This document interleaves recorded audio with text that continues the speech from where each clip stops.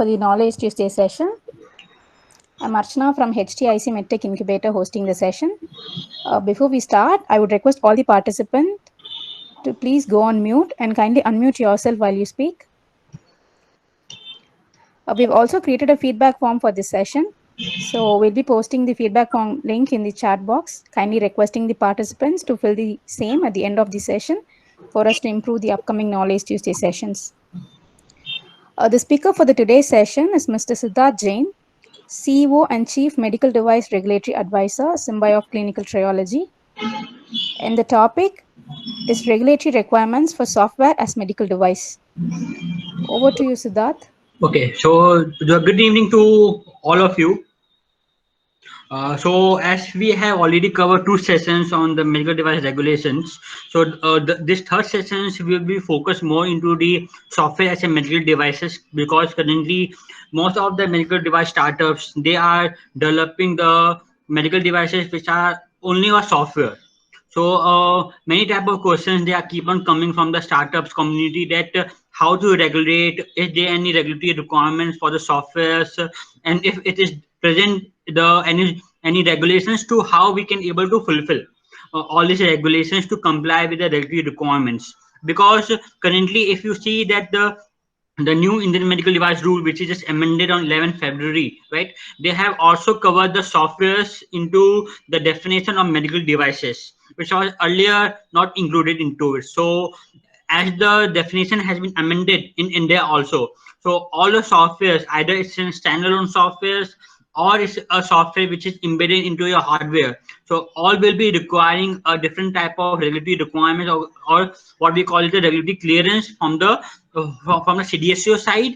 Plus, if you would like to enter the European market or the USA market, so they already have a well-defined system of how to classify your software as a medical devices. So currently we will be taking care of all the currently we will be starting from the definitions, how to classify your devices into a software as a medical devices, and further at then we will be talking about how to go for the classification them into class 2A, 2B or class 3. Okay, so the next slide please.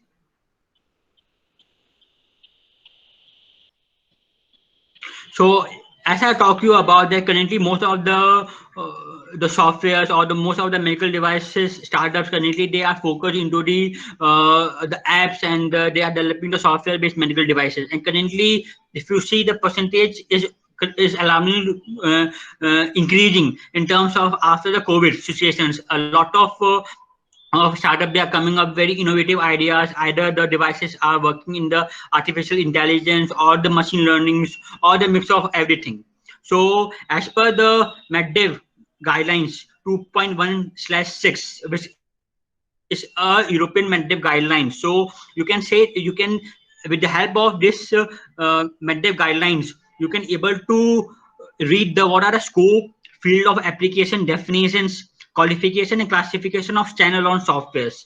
Because if you have a good understanding about this MedDev guidelines, so you can able to understand that how to further define your software as a medical devices or standalone software or app, and further it helps you in classification of your software. So you can able to read this MedDev guideline 2.1 revision 6 version of the MedDev. You can get a better idea right now. So in a due course of time, I will be speaking more into it, how we can able to classify, what are the suggestions on how to address the main aspects of CE marking, how we can able to do the CE marking process of your software as a medical devices, and further how we can able to help you in getting the other regulatory approvals for your software as a medical devices. Next slide.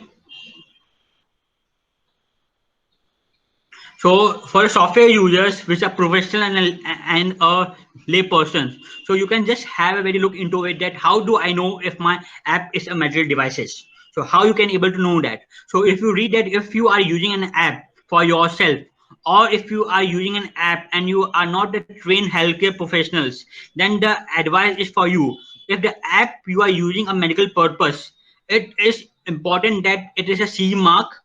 There's a legal definition of a medical devices, but here are some practical examples which I'm going to discuss.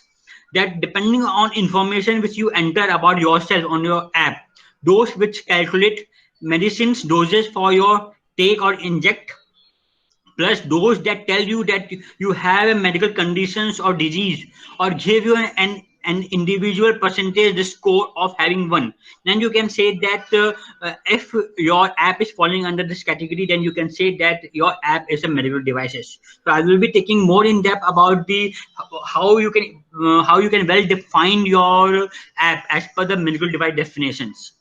So before you choose a medical device app, it is right app for me. So it's that how you can choose, say that it's a right app to you or the patient. So to see that if it's the app is a C mark, right, and if they have get all the other regulatory approvals, then you can have that app has passed all the other aspects of stringent safety and performance requirements, right? So you can able to use that app. So once you have started using your medical device apps, so you can able to see that how to ensure that that app never have a newest compatible version. So you have to update on the very regular interval of time. So if you know that all the software manufacturers or the app manufacturer, they keep on updating their versions. So in the same way that if you are having a medical device app, so you have to keep on updating with the newest version, and you have to inform all your end users that you have to upload the newest version of your app. So actually this is just the brief about the how you can able to say that your app is a medical device, and how to choose the correct app. So the next slide, please.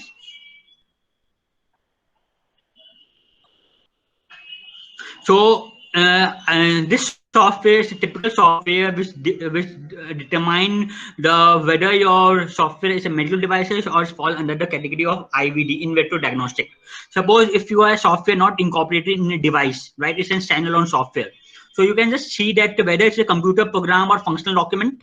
If it is yes, then you can say that it has a medical purpose. If it is yes, then you can say that does it work directly with data obtained in vitro. If it is no, then it's a medical devices. Then if it is yes, then you can say that that software, standalone software, is an IVD softwares.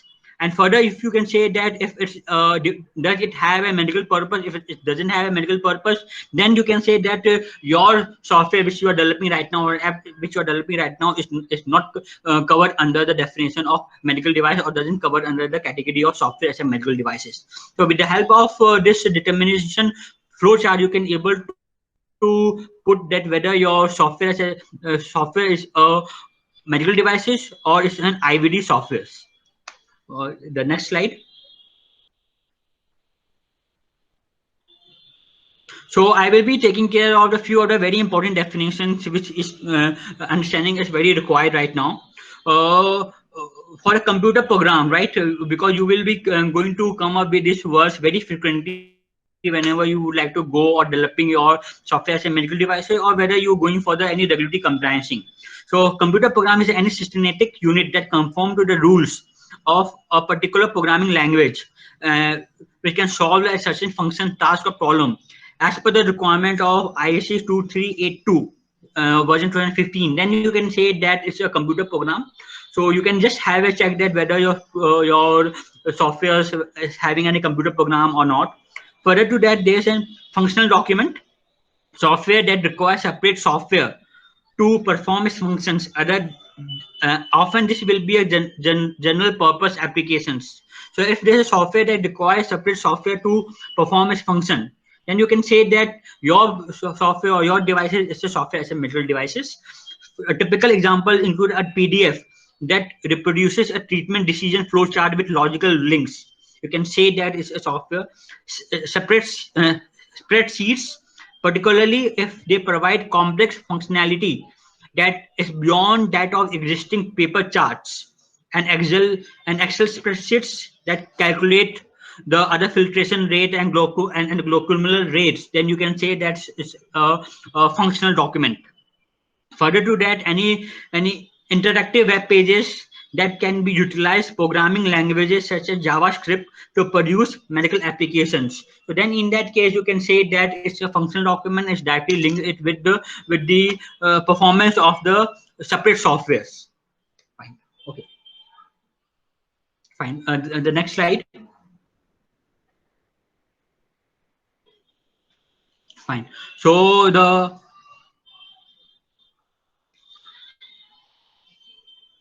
so for the accessories, so you can able to say that what are the different accessories.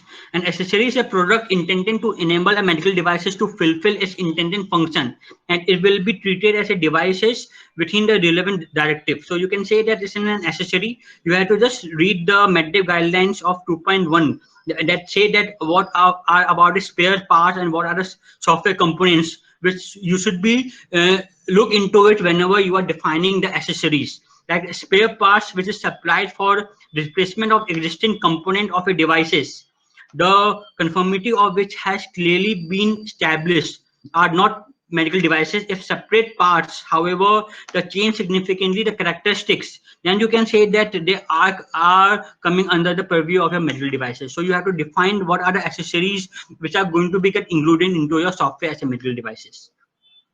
So the example are the software on a mobile devices which is linked wirelessly to a monitoring device to record data. You can say that these are the accessories for the software as a medical devices. The next slide. Next slide. So the system and modules, you can just have a look into it, the system and the modules, that there's no definition of system which is required for a C certification mark and non-C mark. But if it's a combination of laptop, that not a medical devices, software which is a medical devices, and hard monitoring hardware and accessory is considered to be a system. So system is considered that it should be included more than one thing. So either which is not a medical device, a medical device and an accessory. So it's a mixture of all these two and three things. So you can able to say that this is a system. So you have to define if you have more than one thing into your software or into your hardware. So you can say that it's a system. Where the software is provided as a part of an IVD system, or it should be treated as an IVD in vitro diagnostic as a medical devices. So you can able to say that. Further to that, you can say that modules in the complex system, it may be appropriate to CE mark only those functions that meet the definitions of a device rather than CE marking that whole product. See section 4. We have to read the definitions MedDev 2.1, which is the MedDev 2.1 is the MedDev guidelines again released by the European Commission, where talk about the what you call the softwares, how you can further classify your softwares, and how you can able to define the softwares into a medical devices. So you can have just look into this MedDev guidelines and you can have a better idea about the modules which we are talking right now. So the next slide. So you can see that if it's a medical purpose software as a medical device, then further it is divided into whether it is a multi-purpose product or whether it's a preventive, it's used for the prevention of diseases, right? Or if it's a patient medical education. So then further you can able to classify your with the help of a device decision flow diagram, that how you can able to say that whether it's a multi-purpose product or it's for the preventive use for the prevention of disease, or if we use for the concerning physiological or pathological states. So that with the help of this all the definition you can able to know that whether it's used for the intended purpose, what will be the intended purpose of your software as a medical devices. Next slide. So as I talked to you about intended purpose, right? So you have to have, as I talking you from the beginning, from the for any medical devices or for any software, you have to define the intended purpose and the mode of action very clearly. So same way in the software as a medical devices, you have to define the medical purpose. So if we say that what you mean by the medical purpose is determined by what the manufacturer state in the device labeling. So you must be preparing a device label, you must be preparing the instruction for use, right? Because instruction for use and the manual is very important. So you whenever we are preparing the labeling or instruction for use, at that time we have to define, we have to provide the intended purpose of the software as a medical device set. So typical example which include are adverts, app store description and category, the landing pages, the manufacturer's social media channel, that all you should be included into your labeling and other part of instruction for use and the other other promotional materials, so you can able to put into it. The next slide, please. So as I talk to you about the definitions, right? As you all know that on 11th February they have released the definitions on the of the medical devices, which talk about to how you can able to define your either a medical devices or in vitro diagnostic medical devices or softwares. So you can here able to see that including a software or accessory. So in the point number 2, or in the first paragraph in the line number 2, you can say they have also included the softwares, right? So as per the definition released by the Indian Medical Device Rule SO 6482, right, now the software as a medical devices or software on accessory, now they can also come under the effect. So from 21st or from 1st of April 2021, from 1st of April 2020, all the medical devices, all the software as a medical device or standalone, they need to get a clearance from the SUGAM portal. So you have to classify them into class A, B, C, and D, and then you have to get it a formal manufacturing approval from the SUGAM portal for your software as a medical devices or standalone softwares. Next slide. So so if you can see that in vitro diagnostics from you can say that how you can able to define whether your app will be directly be using in the in vitro diagnostics. So if you can say that, if you can read the MedDev 2.16.f.1, you can say here is talk about that if in vitro diagnostics are medical devices that are intended solely or principally to provide the following informations typed by the analysis of samples taken from the body. This include the concerning the pathological state, concerning a congenital abnormality, to determine the safety and compatibility with the potential recipients, or to monitor the therapeutic measures. Then you can say that your software is a software IVD is a in vitro diagnostic medical devices, and then you can say that it's a in vitro diagnostic software as a medical devices if it's falling under the ambit of MedDev 2.1 revision 6 subclause F.1. And further, if it's provide all this type of decision, or if they provide all this type of analysis for your software as a medical device, then you can able to say that it's a in vitro diagnostic software as a medical devices. The next slide. So now I will be taking care of some of the important definitions, like concerning a physiological or pathological state. So all these points I have taken it from the definitions only. If you read the definitions of the which is released by the Indian Medical Device Rule, all these words like concerning a physiological or pathological state, they are clearly mentioned. So if a software that gives information about a condition or disease from results generated by an in vitro diagnostics. Few of the examples which are typically are the app and software that are intending to diagnose, which are used for to calculate the clinical risk, or which are used to provide the clinical decisions. Then you can say that that software as a medical device is concerning a physiological or pathological state. So as I talk you in the very beginning of the of my first presentations, that that you have to define your medical devices or softwares or in vitro diagnostic into a different type of devices, right? So you can say that if your product is falling into it, that you can say that your software as a medical device is concerning a physiological or pathological states. If it's provide a diagnosis, calculate the clinical risk, or provide a clinical decision. So currently there are many type of apps are coming up right now, or by the startup that's who are helping calculating the clinical risk, that with the help of the artificial intelligence and the machine learning, that they are beforehand that they are calculating the risk factors.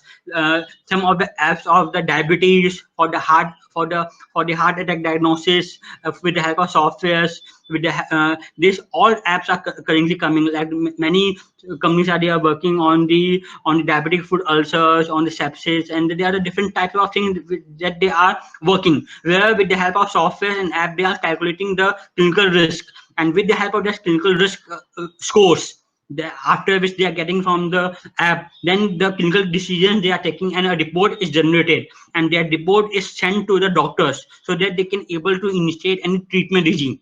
So most of the startup, they are working in the clinical decisions and the clinical decisions making app. So you can say that all these products is a software as a medical devices. Next slide.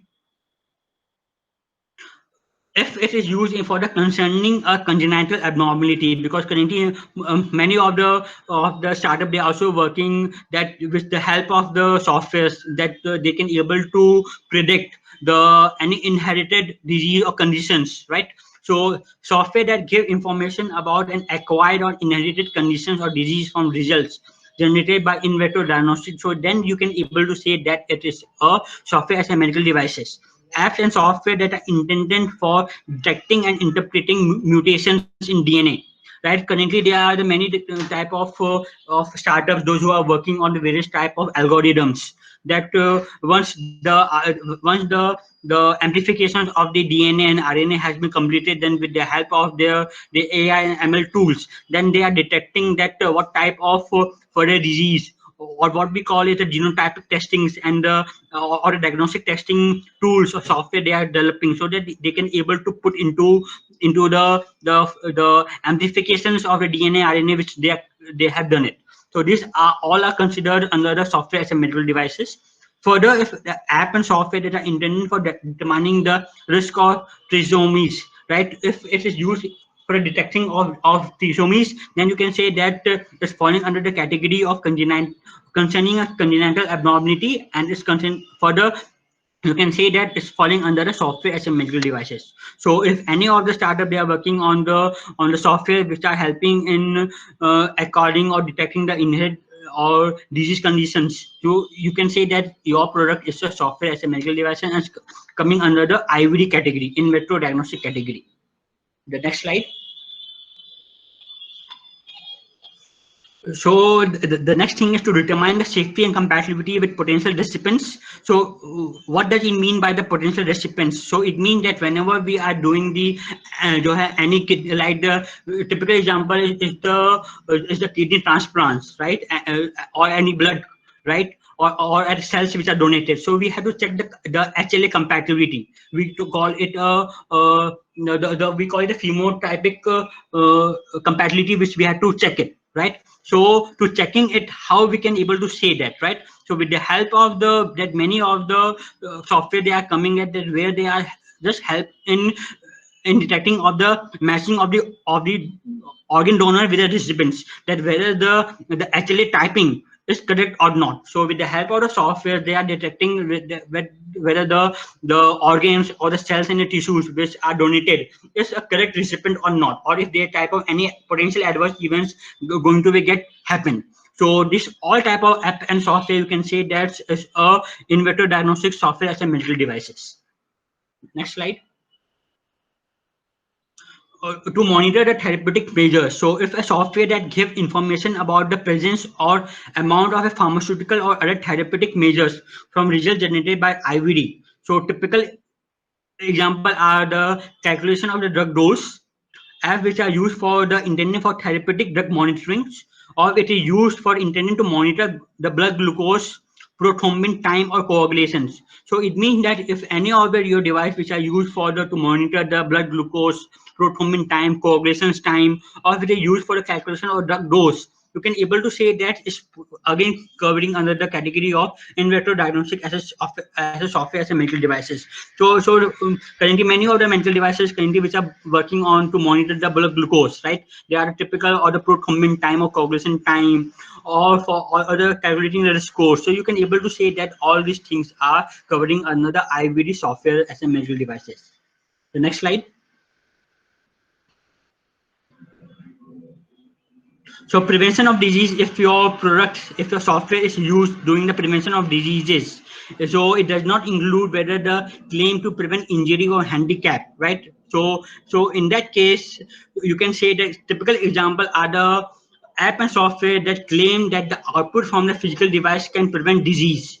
That if there's an app, right, that there are the various typical examples are the cardiology app, the portable ECG with the help of artificial intelligence, right? That app is providing you that the different risk score of the heart attacks with the help of the ECG monitoring, right? And then they can able to prevent the further type of any diseases if that the cardiac decisions or the cardiac monitoring has happened correctly, right? So there are the various type of apps are coming which help in preventing the diseases output from the physical devices. It means that because you can say that the portable ECG machine is a physical devices, and output the ECG which is coming is an output from that software, and where the artificial intelligence we are using into it, and then with the help of artificial intelligence we can able to predict it beforehand. Then all these type of softwares with artificial intelligence and machine learning which are included into it,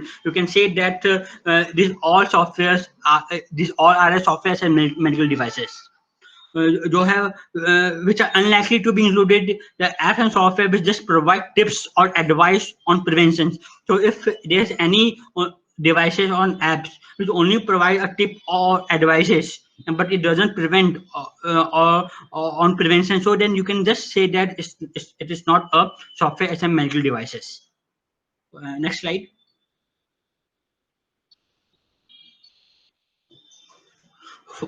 So next slide is diagnosis. So if your software and medical devices include which is includes device that supply information for detecting diagnosis as well as those that perform diagnosis independently, you can say that is still comes under the category of the software as a medical devices. That includes softwares that claim that the sensors from the physical device can be used for diagnosis. It means that that you have a physical device and and a sensor is included into it, and then that sensor with the help of again with the help of software, various type of diagnosis detecting of any disease is happening. For typical example, I'm over giving you about the fetal monitoring devices. And the fetal monitoring devices, the sensors are there, the softwares are involved into it. So it's a software which is integrated into the hardware. So you can say that all these type of devices which are used in a diagnosis purpose is still covered under the software as a medical devices. But you can say that it's a combination of both hardware and the softwares. The next slide. Monitoring. So if a medical devices which is used to monitor the progress or severity of disease and injury or handicap, right? So it means that still falling under the ambit of medical devices, and still we can say that it's a software as a medical devices. Typical examples over here are the app and software that intended to allow remote access to information of physical monitors and apps. So currently, if you see on the COVID scenario, currently various type of apps that are coming right now, that with the help of remote monitoring, that they are doing the analysis of all the health vital parameters of the COVID patients. So you can say that all these things you can consider them as a combination of both the hardware and software as a medical device. So you can say that it's still under a category of medical devices. Apps and software that monitor a patient, yeah, right, and collect information entirely by the users, measured automatically by the app. So currently I giving a typical example of the COVID based various type of software which are currently developed by the startup. So this all are coming catered under the category of monitoring. The next slide. Yeah, so treatment and elevation. So if your products which include devices that provide information that can be used to enable the treatment to be performed, or claim that output from the physical device can be used to treat. So elevations means include device that reduce the symptom or severity of devices. So typical example over here is the app and software that are intended to calculate the dose of insulin, or a diabetic needs to treat their diabetes based on carbohydrate in a meal. So typical there are different type of insulin pumps they are coming up, right? Or if you can that there are companies that are working on the various type of foot insoles, artificial intelligence based foot insoles, right? Where they can able to detect the what we call it diabetic foot ulcers rate. So and then they can, on the basis of the pressure point, so they can able to go for the reduce the symptoms or the severity of any disease. So you can say that again it's a mix of the hardware and the software. You can say that it's a software as a medical devices. The next slide.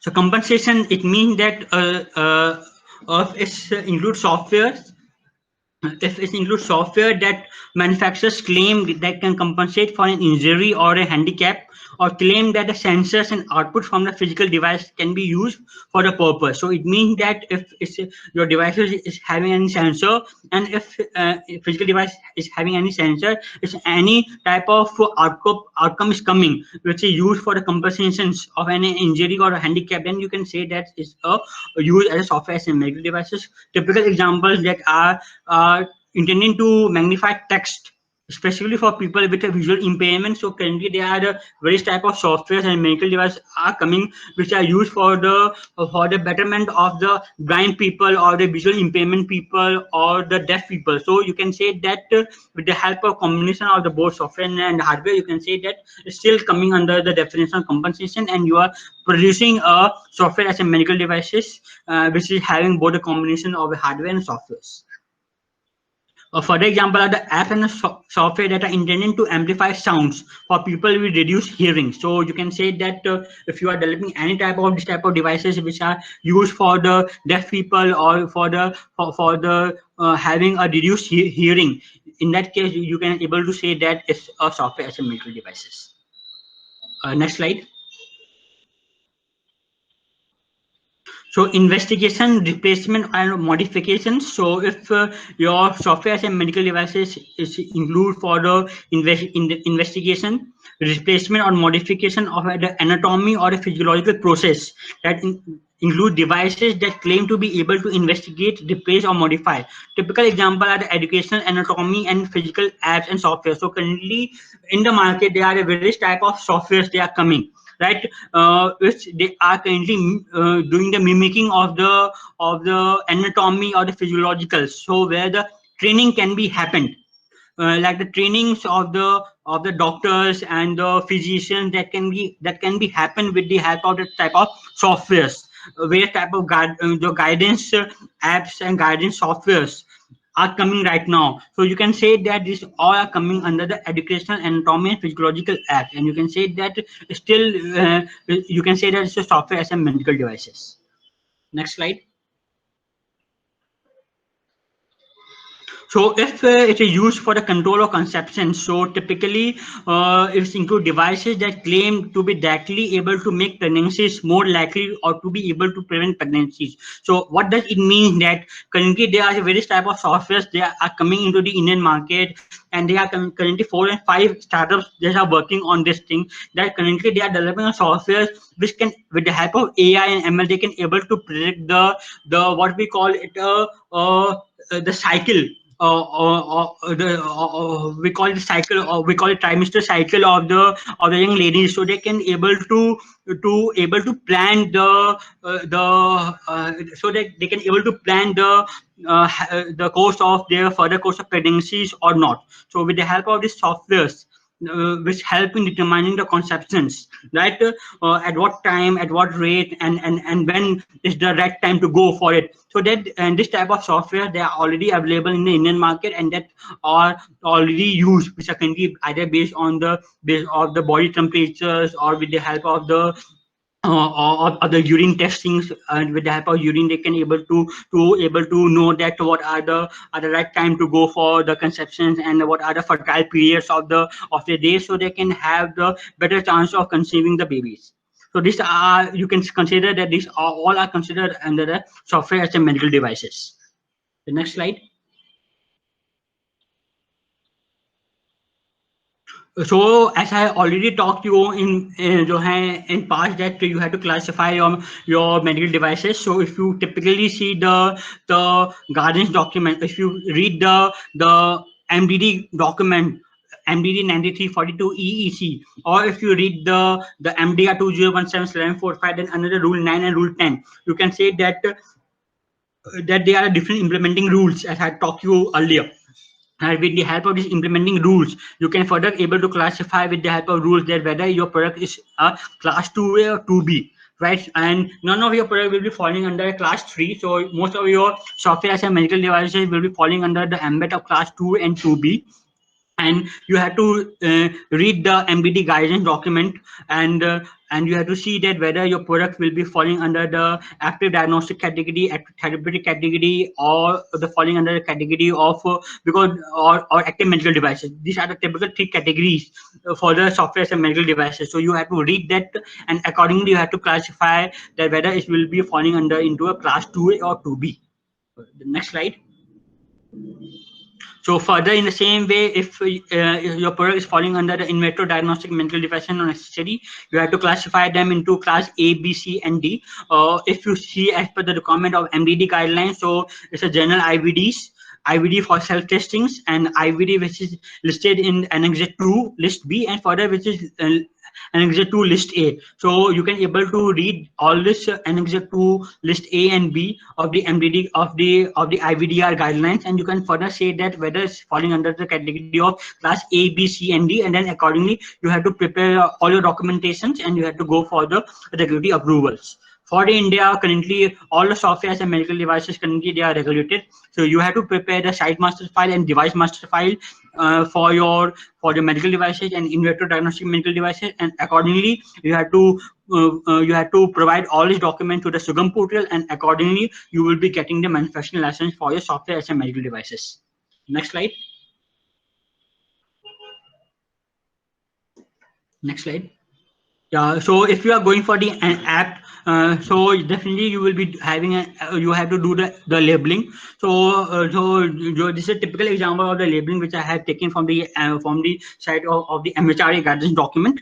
So if you can see that you can see that you have to provide the app name, version number, the manufacturing date of your app, version number, the manufacturing address, जो है European representative, the intended use of your app, the warnings, the intended for self-testing if it is used in self-testing.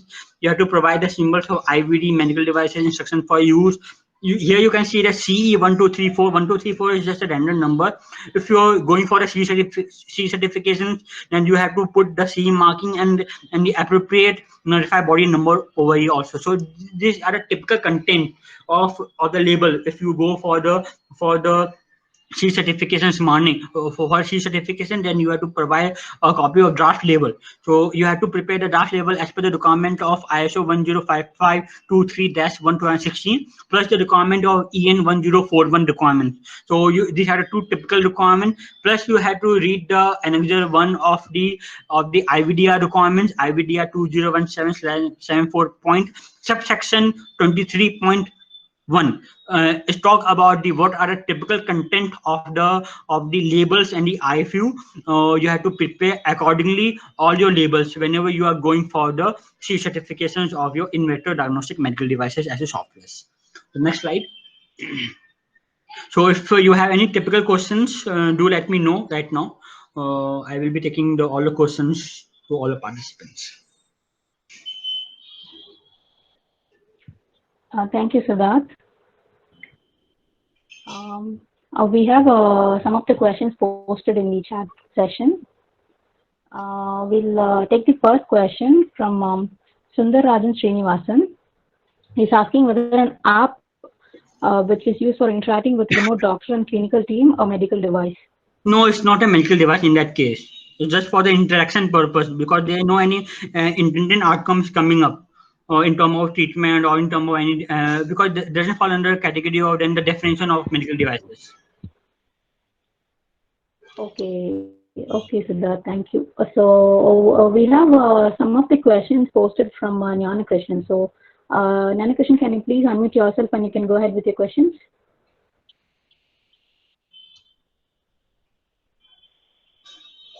Jnana Krishnan, you can go ahead with your questions.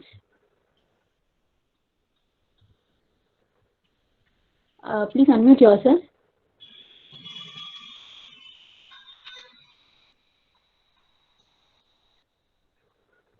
Okay, Siddharth, while we come back, we'll move on to some of the quick questions from some of the participants. So the other question is from Rahul Bajaj. He's asking whether these slides are from the MHRA guidance for medical device standalone software. I have taken the guidance document of MHRA because they have recently published in year 2020 the very wonderful requirements of stating the what are you call about the software as a medical devices. So I have taken from there, and also I have put the requirements of India also plus the requirement of other European countries I have put into it. Okay, thank you, Siddharth. So we have Jnanakrishnan back. Jnanakrishnan, can you please unmute yourself and you can ask all these questions?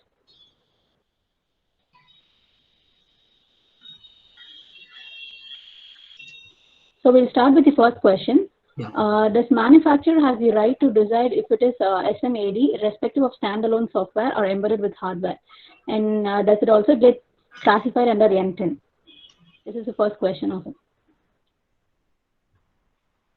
Where it is. Okay. Does the manufacturer right to decide if it's a software as a medical device irrespective of standalone software or embedded? Yeah, it's the manufacturer's the decision whether to classify them into software as a medical devices or whether it's falling under or you have to embed it under the hardware. But if it's provide any type of treatment elevations I have talked to you right now about, so typically it will falling into the category. Okay. Thank you. Thank you, Siddharth. So the next question from Muthuswamy Sivakumar is asking, device doesn't require any electronic connection or software. It's purely a colorimetric sensor. So kindly let me know the regulation details of the same. So he's asking the regulation details for the same. Purely colorimetric sensors. So what type of outputs they are coming from these colorimetric sensors? This type of would like to understand more about the device. What type of colorimetric sensors or after you are having these colorimetric sensors applied? So what type of information you are going to get upon? Is any type of disease or any type of samples which you are doing with the help of these colorimetric sensors? What type of results you are seeing from this type of sensors? So if Muthuswamy can brief about this, then it will be easy for you to answer this, I guess, right? Muthuswamy, can you please unmute yourself and you can clarify these things? Yeah. Can I ask? Yes. Yeah. So I have some devices which is detect the microbes, colorimetric sensor. Okay. Once you detect a specific microbe, it will be getting color change. Okay, right. Okay, which is nanomaterial based. Okay. So whether what type of regulatory requirements is need for this? Yeah. So you have to do your product will falling under the category of IVD. So you have to perform coming under the category of in vitro diagnostic software as a medical devices. So you have to perform all type of the software validations, performance validations of your softwares. And you have to do the different type of validation with respect to its accuracy, precision, linearity, and reproducibility. These are the typical things that which we have to do, which we have to check it, because this all type of document will be requiring whenever you are going for the SUGAM portal. And they will typically need to ask the linearity, reproducibility, and repeatability, and your validations of your. If you are seeing that it's showing an accuracy of 90%, then all this type of information, detailed information, the assay cutoff, all this going to be get required at the time of getting you the required regulatory approvals. Okay. Thank you. Thank you. So we have next question from Jnanakrishnan again. So does class B and C necessarily need a software key or dongle to start using the software to identify the responsible user? No, Joe, it typically depends upon the how you would like to go ahead with it. So it is not necessarily class B and C. Totally depend upon the what functions of your software as a medical devices they are doing it. So, and he's asking if this is especially on the software used on EEG and sleep study on epilepsy patients. So currently your software will be get embedded. Yeah, so you are downloaded into your system, and you have run the system and you have operated it. So then it's become the so yeah. So you can say that this is not every time necessary.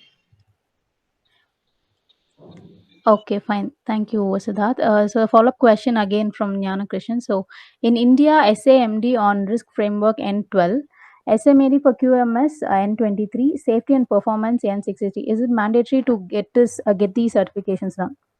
Currently, in India, it's a very nascent stage right now. So in India, it doesn't require right now. But if your main aim is to enter the other regulated countries like USA or Europe, then in that case you can able to comply with all these regulatory requirements. It totally depends upon country. If you want to sell only in India, then you don't have to follow all these strict regulatory requirements. Currently, it's a very nascent stage. But if you would like to enter the European and the other countries, USA and other regulated countries, then of course you have to follow all these strict requirements. Okay, thank you, Siddharth. So the next question from Alan Binns. He's asking, what is the Infocura safe law? जो है Infocura safe law currently is not more talk more about the safety laws of your software and medical devices and how you are going to use the app and everything. Okay, okay, Siddharth, thank you. So another questions from Jnana Krishnan. Jnana Krishnan, could you please able to unmute now? He's having some connection issues here. Okay. Yeah, I'm not able to get my questions in the chat box. I lost it because there was a power shutdown. So can you read it out for me? Sure. Yeah, yes. No issues. No issues, sir. So the next question is, what category does the CR computerized radiography falls in? Also, the DR digital radiography must be falling. He's asking that the DR digital must be falling in the same category as well, right? Right. Yes. Yeah, because these are the software which are used for the radiography purpose. So you can say that the risk category is high. So you can say that since the risk category is high, it's falling under the category of class C.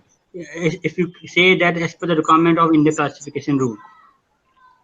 Yeah, class C, because also this is based on the images which are captured on this. The treatment is going to be further taking. Yes. Further treatment will be based on these images. Yes. So Yeah. You are obviously, right. Yeah, obviously it will come under class C. Class C. Yeah, right. thank you, Siddharth. Thank you. He has also asked some questions about the ABG blood gas analyzer used in the CCU critical care unit. Okay. What is your question? ABG. No, my question is Go ahead. we are using this blood gas analyzer in the CCU, and also based on the readings of the blood gas analyzer, most of the heart patients who have undergone surgery, the treatment will follow based on these kind of reports, what is generated on that. So this will also fall under class C, and the software also be SMD. Yeah, because these are all the higher risk. Because if there is any deviation in that software's readings, then the health of the patient will become at stake. So these are all the higher risk softwares. Yeah, thank you, Siddharth. Thank you, sir. So the next question from Ashok Sriram. He wants to know more about the Sugam portal that you have been mentioning in the presentation.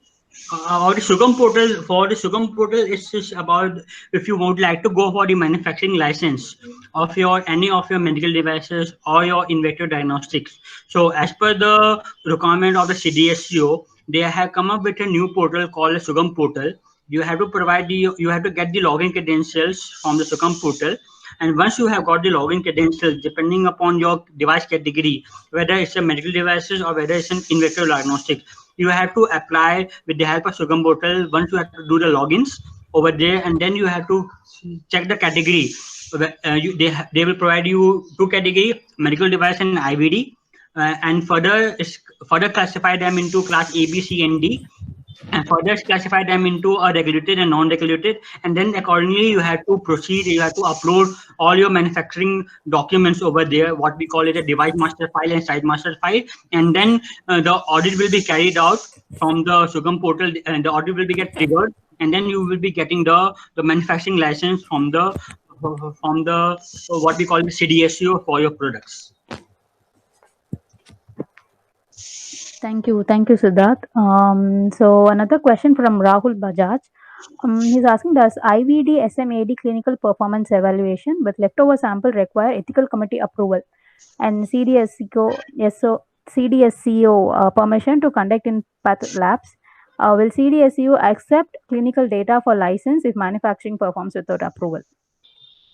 Currently, we are already in discussion with the CDSCO because this type of question is coming up from the startup funding, from the groups to whom I am connected with, because of the poor understanding among the startups that they have, most of them, around 80-85% of the startup, they have already completed their clinical validations without getting any approval from the CDSCO. So currently now the question is that they have already invested a lot of time and money in connecting this type of clinical validations without any approval from the CDSCO. So currently we are already in talk with the CDSCO whether this type of reports will be getting approved when we are going for the manufacturing license or not. Still the answers are awaited.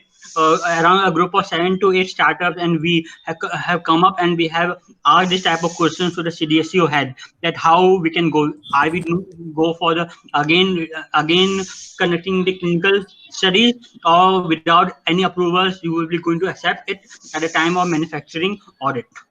So I will get to you back, Mr. Rahul, once we got the reply from the CDSCO directly. What are their points on this? Thank you, Siddharth. So we have another question from Rahul Bajaj. So Rahul, can you please unmute yourself and you can ask the question?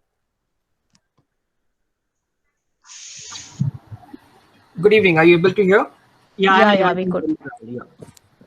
Thank you for your presentation, Siddharth. I have a particular question with regards to the predicate device.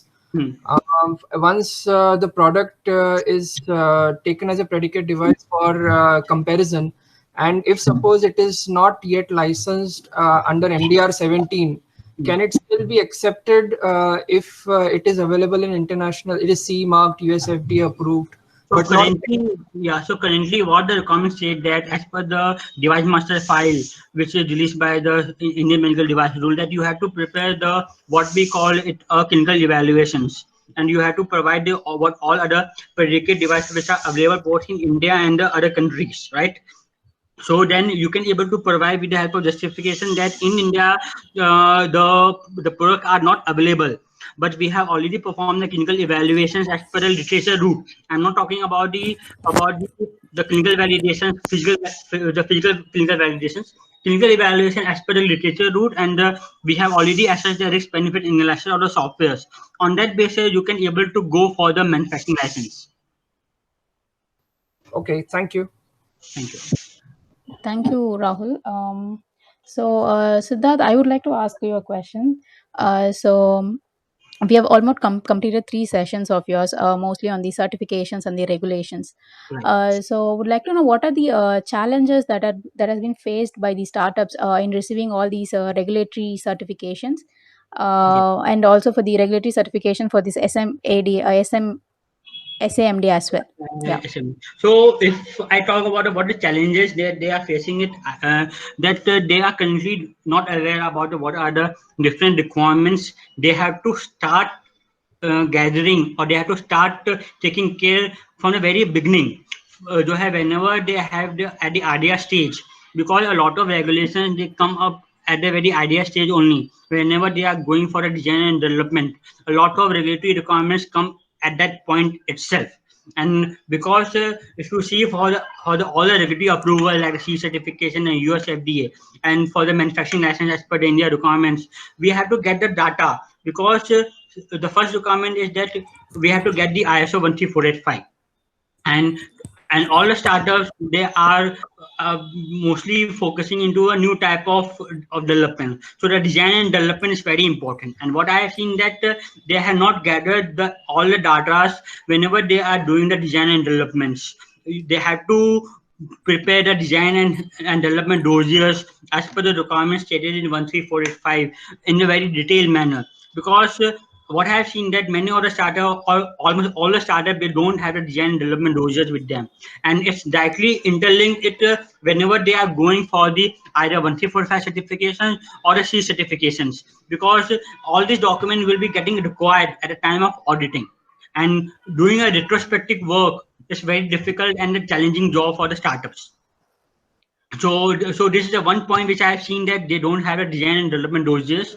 And the second thing, that they don't have they don't strategize their entire pathway or the journey of the regulatory pathway from the very beginning, because they had to identify the different regulatory standards. They have to identify the different aspects of your device at the very beginning stage, which they are not doing it, or they are bypassing it. But bypassing it means that they are just want to be fast into the market, but they are missing the some of the important aspects.